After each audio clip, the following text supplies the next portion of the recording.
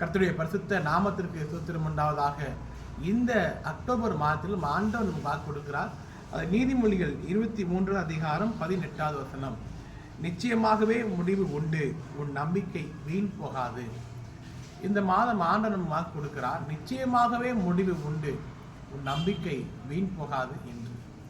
எல்லாவற்றிற்கும் ஒரு காலம் இருக்கிறது.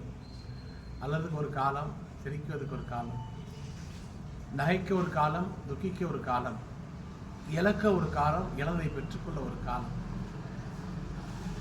இந்த மாதம் விசேஷமாக ஆண்டவன் வாக்கு கொடுக்கிறார். எல்லாற்றுக்கும் ஒரு முடிவு வைத்திருக்கிறேன். உன் நம்பிக்கை யார் மீது?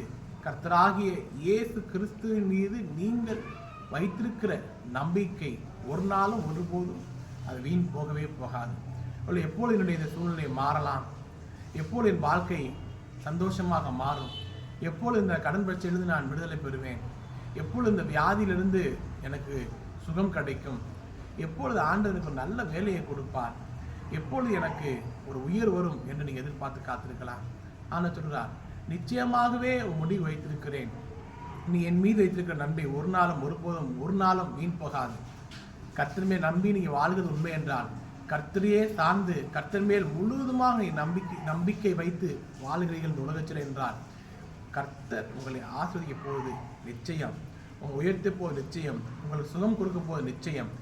எல்லாற்றையும் கர்த்தர் மகிமைந்த ஆண்டவர் உங்களுக்கு நம்முடைய கரைச்சிலிருந்து உங்களுக்கு கொடுத்து உங்களை ஆஸ்வதிக்க போகிறார். நீங்கள் காணப்போகிறீர்கள். இதை குறித்து நீங்கள் கலங்காதீங்க. எதை குறித்தும் நீங்கள் வருத்தப்பட வேண்டாம். இந்த நன்மையான நல்ல வாக்குத்தின்படியே கர்த்தர் உங்களை, உங்கள் குடும்பத்தை, உங்களுடைய ஊழியத்தை ஆசீர்வதிப்பாராக. ஆமென்.